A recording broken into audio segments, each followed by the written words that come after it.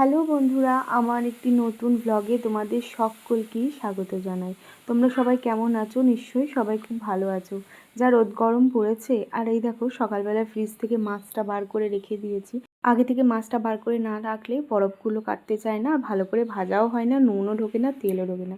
তাই সকালবেলাতেই যা রান্না করি সেটা আমি ফ্রিজ থেকে আগে বার করে জল দিয়ে ভিজিয়ে রেখে দিই। তো এখানে চিংড়ি মাছ আছে, ভাবলাম আজকে ইঁচড় চিংড়ি বানাবো, তো সেই জন্য বার করে রাখলাম। আর এই দেখো আমাদের বাগানে এই দেশি টমেটো, ছোট ছোট চেরি আর ধনেপাতা আর বেগুন তুলে নিয়ে আসা হয়েছে। ভাবছি একটু বেগুন ভাজা বানাবো। গাছের টাটকা টাটকা বেগুন খেতে কার না ভালো লাগে। এই দেখো সকালবেলা থেকে আমি ভাতের চালটা ভিজিয়ে রেখেছি, কারণ না ভিজিয়ে রাখলেই ভাতের চালটা ভীষণ ফোটে। আর এখানে আছে ইঁচড়, কালকে বাবা বাজার থেকেই ছাড়িয়ে নিয়ে এসেছিলেন।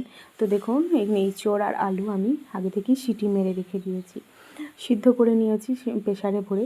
আর এখানে একটা পেস্ট বানাবো ইঁচড়ের জন্যই। টমেটো, লঙ্কা, আদা আর রসুন নিয়ে নিয়েছি কিছুটা পরিমাণ, কাটা পেঁয়াজ, আর একটু জল দিয়ে দেবো, আর দিয়ে দেবো ধনেপাতা, দিয়ে এটার একটা পেস্ট বানিয়ে নেব।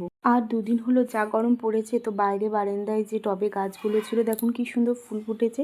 তো এইভাবে আমি ফ্রিজ করে নিই, গাছে গোড়াতেও জল দিই আর গোটা গাছটাতেও এক দুদিন পর পর এইভাবে ফ্রিজ করে জল দেওয়ার চেষ্টা করি, এতে কিন্তু গাছপালা খুব ভালো থাকে। তো এখানে মধ্যেখানে বাগান গিয়ে ঘুরে চলে এলাম ফ্রিজ করে। তো এসে এবার মাছগুলোকে ভেজে নেব। এখানে আমি নুন হলুদ নিয়ে নিয়েছি, ইঁচড় চিংড়ির জন্য চিংড়ি মাছটা নিয়েছি, আর এটার জন্য মাছ ভাজা করব, তাই এইটা কাতলা মাছের দুটো খান ছিল, তো নিয়ে নিয়েছি। এ দেখো এদিকে আমার ভাতটা হয়ে গেছে, আর আমি তার আগে মধ্যেখানে করে নিয়েছি সবজি দিয়ে ডাল, মসুর ডাল, পেঁয়াজ দিয়ে, রসুন দিয়ে আর সবজি দিয়ে এভাবে না খেতে আমার খুব ভালো লাগে, তাই আমি এটাকে বানিয়ে নিয়েছি। আর সাথে যদি হয় পাঁপড় ভাজা, তো জানো তো আমার আর কোনো মাছ মাংস লাগে না, আমি ওটা দিয়েই খেতে খুবই ভালোবাসি। তো এখানে ইঁচড় চিংড়ির জন্য আগে থেকে মাছগুলো সব ভেজে নিয়েছি, আর এবার ইঁচড় চিংড়িটা রান্না করে নেব। তো ইঁচড় চিংড়ির জন্য আমি কড়াই চাপিয়ে দিয়েছি, আর দিয়েছি 5 ফোড়ন, শুকনো লঙ্কা, গোটা মশলা আর গোটা জিরে দিয়ে একটু ওই মাছ ভাজার তেলেই নাড়িয়ে নিচ্ছি। সেই জন্য তেলটা একটু কালো কালো হয়ে গেছে, কারণ মাছ ভাজার তেলেই আমি আরও পরিমাণ তেল দিয়ে ইঁচড় চিংড়িটা এতেই রান্না করব। তো আরও কিছুটা পরিমাণ কাঁচা পেঁয়াজ ছিল, সেটাও দিয়ে আমি তেলের মধ্যে খুব ভালো করে ভেজে নিচ্ছি। এই সিজনে ইঁচড় অনেকবারই খাওয়া হলো, কিন্তু এই সময়টাই ভালো লাগে। যখন বেশি বেশি আমদানি হয় তখন কিন্তু ইঁচড় খেতে একদমই ভালো লাগে না। তো এখানে দুটো দেশি টমেটো আমাদের গাছে যেগুলো ছিল বললাম প্রচণ্ড টক, তো এই দেশি টমেটো দুটো দিয়ে দিয়েছি, গোটাই দিয়ে দিয়েছি, কারণ কষতে কষতে গলে যাবে। তো দিয়ে আর ফ্রিজে ছিল কিছুটা পরিমাণ মটরশুঁটি, তো মটরশুঁটিটাও দিয়ে দিলাম, আর যে পেস্ট আগে থেকে বানিয়ে রেখেছিলাম সেটা দিয়ে এবার মশলাটাকে খুব ভালো করে কষিয়ে নেব।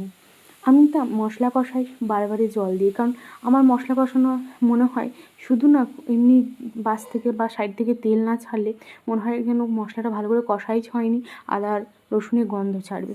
সেই জন্য ভালো করে কষিয়ে নিয়েছি, আর আগে থেকে যে সিদ্ধ করে রেখেছিলাম সেটা দিয়ে খুব ভালো করে এখানে কষিয়ে নিচ্ছি। এবার হয়তো দিন দিন গরমটা আরও বাড়বে, তার জন্য হালকা ফুলকা কম পরিমাণ মশলা খাওয়াটাই বেশি দরকার।